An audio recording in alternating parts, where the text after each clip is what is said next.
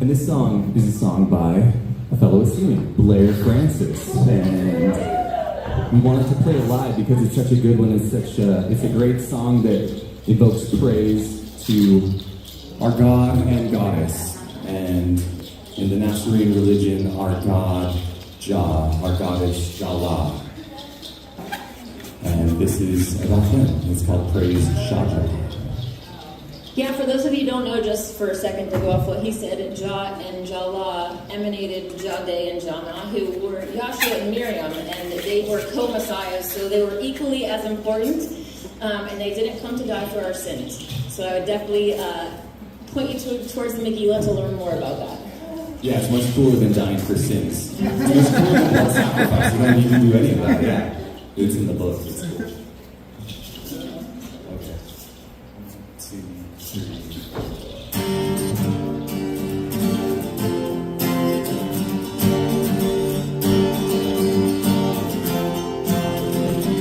Praise Jah for their wisdom.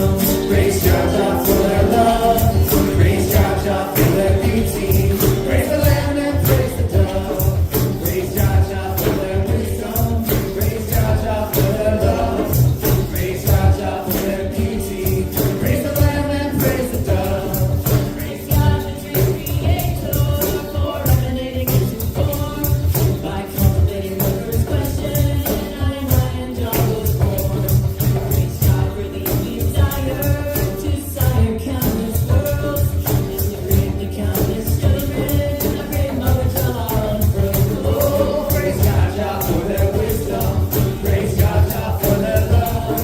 Praise God for their beauty. Praise the Lamb and praise the dove. Praise God for their wisdom. Praise God for their love. Praise God for their beauty. Praise the Lamb and praise the dove.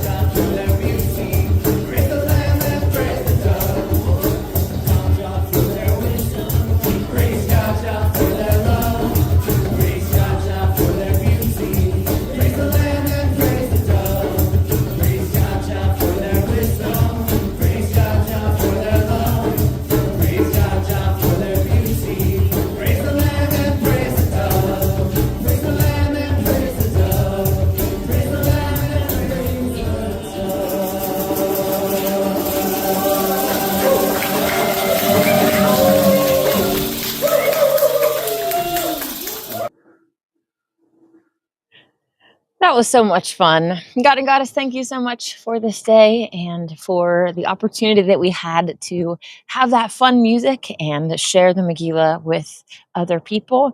Thank you so much for the opportunity that I have today to share as well, and hopefully these words will reach those who are meant to hear it, even more than I hope I already know that they will, because that's how all of these things work. All things are working for the divine plan and ultimately toward eventual salvation for all. Very grateful for that, for the gift of life, for the gift of salvation, and for the gift of all of my friends and family, Nasarean or not. Thank you so much. In the name of Elohim I pray. Amen. Today on the Nasarean calendar, it is the third day. It's Yellow Day. Shout out to Kyle for my new shirt. Be kind to every kind. Here on our thing, it's Family Day. So we are going to be praying for our family and friends. That includes not just our blood relatives and not just the people that we choose to be our friends, but all the people that we are in contact with, all that we live with, that we're in community with. It's really important that we have peace in those areas of our life. So, our God and Goddess, immanent and transcendent, send to all your angel of peace. To my friends, send your angel of love. Help us to be loving and kind, because often we have to teach other people the way to be loving and kind, because they unfortunately have fallen into the ways of the world, which is hurt people, and unhealed wounds, and a lot of different things like that that come out that kind of keep us from loving each other, and we need to get back to the love. Cool. Today we are going to continue reading the Holy Megillah, the Nasarean Bible of the Essene Way, translated by Dave Greenleaf and available at essene.org. Remember that in this winter, final edition by Dave Greenleaf out, so you don't want to wait to purchase it, but I definitely encourage acquiring this book because it is truly life-changing. Hey, Dave. Dave said, great song. That was so fun. Happy you shared it. Yes, I'm glad that we did it. For those of you who don't know, I should have mentioned that was obviously me in the video, and Dave here, and brother Doug, who is not technically a Nasarean, but he is part of our vegan community here and has helped on the mountain. Really awesome guy there. And also brother Phoenix was playing the drums as well. He is from the church up in Florence, and yeah, it was a really great experience. So more coming from that soon. Today we are in chapter 76 of the Holy Godspell, and it is titled "The Lord and Lady and Their 30 Travel Companions Prepare to Visit Bethany," featuring 28 questions from the companions to Yahshua and Miriam. Actually, I've read some of these before, if not all of them, but here we go. The morning after the last night on the cliffs above En-Gedi, the various blocks of four-person teams began to depart. Remember, they had a big assembly of those Aaronite converts and then split them up into the four-person block that would go out and minister. Obviously, for multiple reasons, you need smaller groups, including the fact that a whole big crowd of people was going to draw a lot more attention. So this is the morning after the last night on the cliffs above En-Gedi. So they're getting ready to go. Behold, there was a certain methodology that the Lord and Lady had set in motion with the launching of the four-person groups to various locations. Each of those groups made up of those disciples that had first been trained by John the Baptist were sent to different locations that the Lord and Lady planned to visit. Each of those groups, typically 8 groups, because the Lord and Lady did not include Judas on these teams, instead sending him on various solo missions to feed the poor. They would prepare a group of sincere seekers to come hear the Lord and Lady speak when they visited that particular region. So remember, Judas was part of the group, but he was an infiltrator, and the Lord and Lady knew that. So again, that was just saying that they sent him on his own little solo missions to feed the poor, which is going to be a very interesting, cool thing that'll come up later in the story. Remember that of the 33 that John the Baptist left with Yahshua, he only vouched for 32. For lo, the other was Judas, an infiltrator, spotted as such by John, Yahshua, and Miriam. Judas was willing to go on those missions to feed the poor in the regions we companions, I am Sarah Jaleel, one of the each time they gave him a bag of money to buy food to freely distribute. So he was given the money to go and do this, right? The Lord knew that Judas was stealing some money for himself each time, but ignored it because it was a way to keep Judas from finding out the locations of the various safe houses in each region. For, as the Lord told us, the companions, quote, Judas is a paid informant, and should he discover and report the locations of Nasarean safe houses, lo, the lives of many Nasareans will be at risk.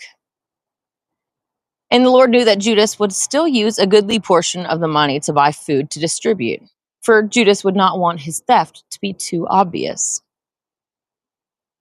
After the last of those 8 4-person blocks had departed, lo, the Lord and Lady and their travel companions remained in the vicinity of En-Gedi for one Nasarean month, which is 28 days, being 4 weeks of 7 days each, according to the Nasarean calendar.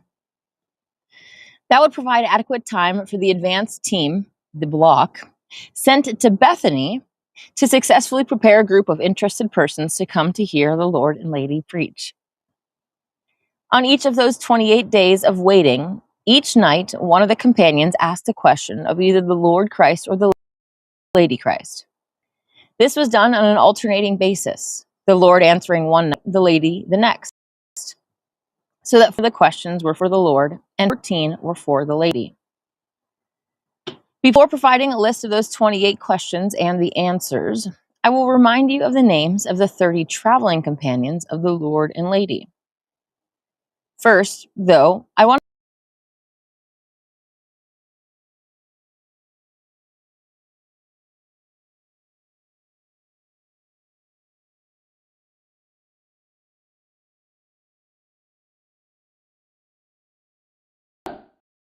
disciples of John the Baptist for that work. So the travel companions stayed with Lord and Lady while the other ones went out. The names of the 30 traveling companions of the Lord and Lady are as follows, beginning with the first 7 disciples of Miriam. Those ones are in the blue there. Migdana, Sarah, also called Jaleel, the daughter of Migdana, Ya'ara, the olive friend, Birdsong, Madrigal, the midwife, Ya'ala, the herbalist, and Flower. Also among the 30 travel companions were the first 12 disciples of Yahshua, Yohanan, Sita, Yosef the Arimathea, Yehuda the strong, Philip the horse lover, Ora, the cousin of Yahshua, the daughter of Zabdiel and Tehillah, and Zabdiel was Father Joseph's brother.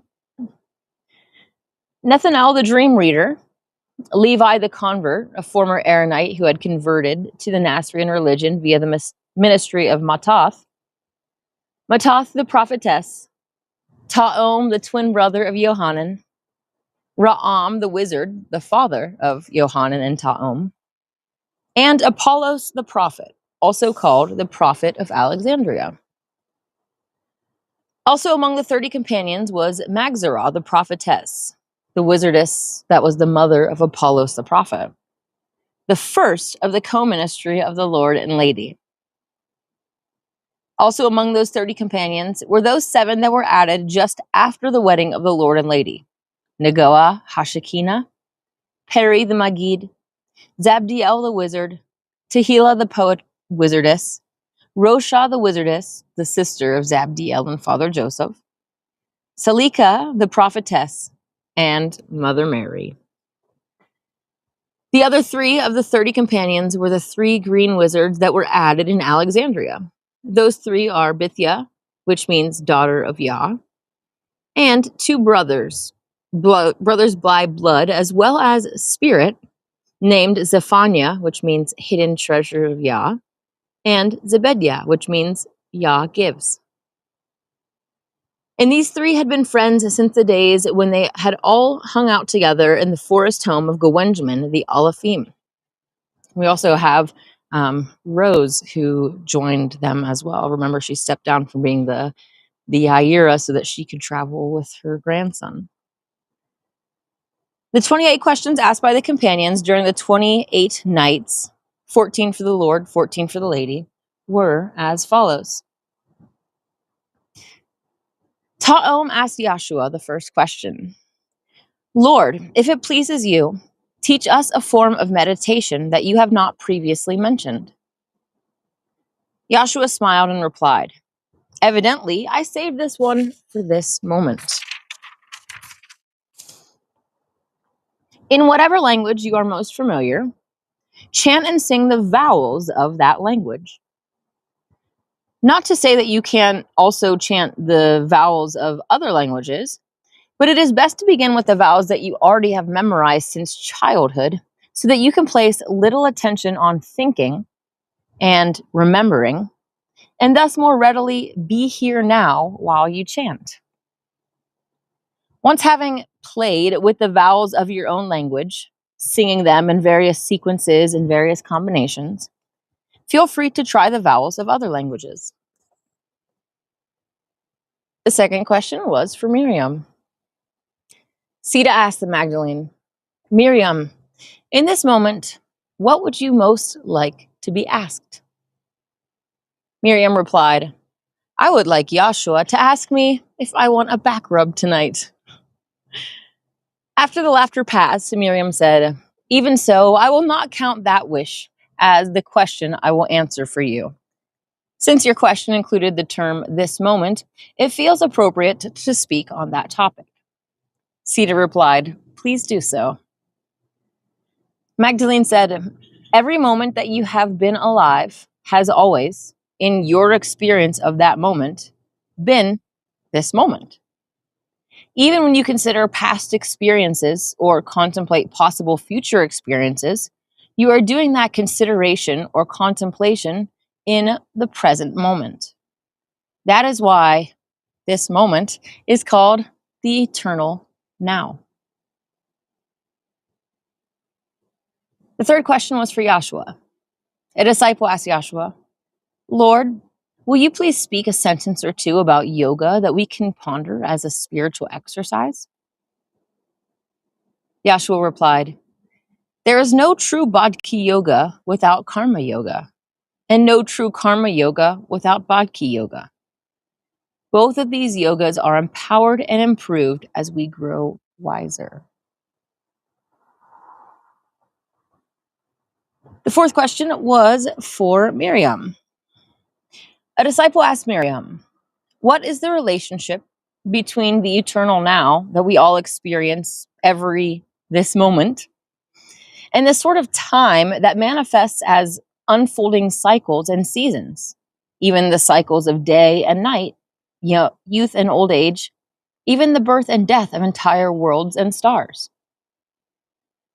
Miriam replied, you spoke a key word when you said unfolding.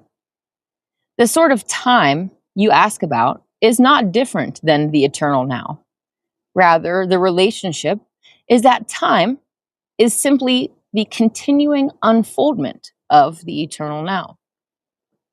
That now, which is also called supernal duration or eternity, is an aspect of Yah that existed even prior to the creative wish that set in motion manifestation via the divine plan of creative unfoldment, motivated by supernal love and spiritual evolution. The supernal now or eternity existed before the creative wish was even had or set into motion. Love, the divine heart of Yah, and wisdom, the divine mind of Yah, are crowned by and in Yah. Together, these three are the holy creative trinity that is the supernal procreative power that lives in the unfolding now, even while spiraling as the great dance of cycles and seasons. That is the inhale or exhale of universal Yahweh. The divine plan is the plan of universal unfoldment, and that unfoldment can also be called spiritual evolution. The reason this is an unfoldment of Yah throughout now is that everything that has ever come or ever will come into manifestation was originally latent within the aspect of Yah that we call Ein Sof, including even the divine plan. Ein Sof is the cauldron of potential within Yah that everything that will become manifest must first step out of, that step being an extension from unmanifest potential into creative manifestation. All of it, the unmanifest and the manifest, are within Yah, and even the eternal duration of universal unfoldment always experiences itself in the eternal now of Yah. In the light of all that I've just said, you can clearly see that in the term eternal now, the word eternal is every bit as important as the word now. In brief, the answer to your question is that the relationship between the eternal now and time is that time, the cycles and seasons, is a characteristic, an inherent quality of the eternal now. The fifth question was for Yahshua. Lord, will you please speak a prophecy that will cheer us up in hard times? Yahshua spoke the following prophecy for the hard times. With a kiss on the cheek, one betrayer will identify me, but fail to see his true self. With a third denial that he even knows me, a second betrayer will hear a rooster crow, but will fail to hear the warnings of his own conscience. But the significant part of this prophecy is, in the end, all things will work out to the greater good of Yahweh. I ask you to remember the significant part, not only in the hard times when you see the Lord betrayed, but also in any other hard times that you or others ever experience. Remember the key words of this prophecy. In the end, all things will work out to the greater good of Yahweh. Know that this prophecy will not fail. And in that knowing, remain at peace, even in hard times. The sixth question was for Miriam. Ra'am asked Miriam, if it pleases you, I ask that you speak a poem for this moment. Miriam spoke the following poem for this moment.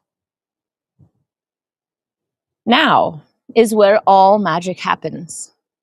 Now, this very moment, now. Now, where white magic happens. Now, we chant a holy vow. We vow to see now every moment. The magic moment that is always now. We vow to serve love every moment. The magic moment that is always now. The seventh question was for Yahshua. A disciple asked Yahshua, Lord, I have heard you say that spiritual evolution is both an inhale and an exhale. What exactly do you mean?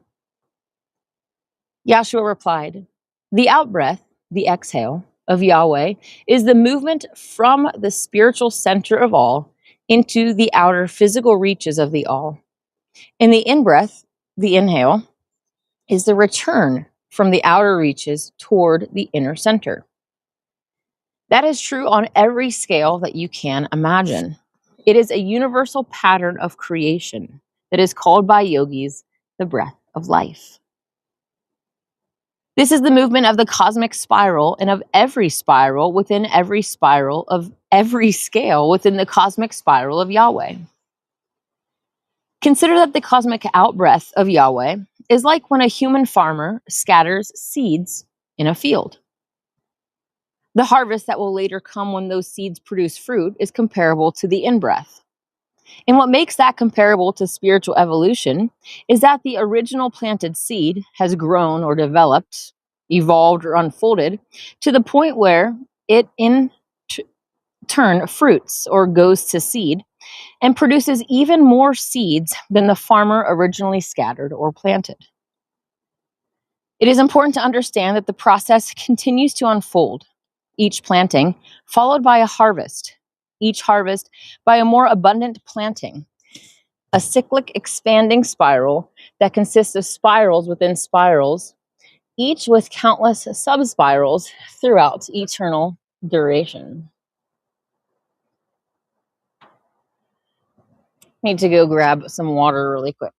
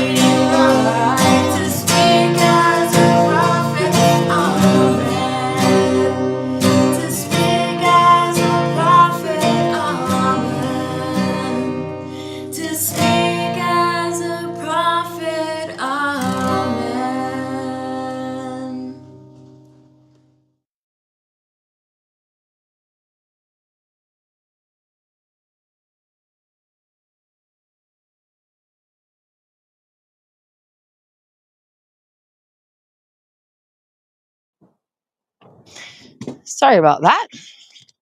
All right. I'm just going to do a few more for today and then leave the rest for another day. It's getting really hot out here and I need to not be standing out here in the hotness. So, okay. A disciple, this is the 7th question for Yahshua. A disciple asked Yahshua, Lord, I've heard you say that, oh, we already read that. I'm sorry.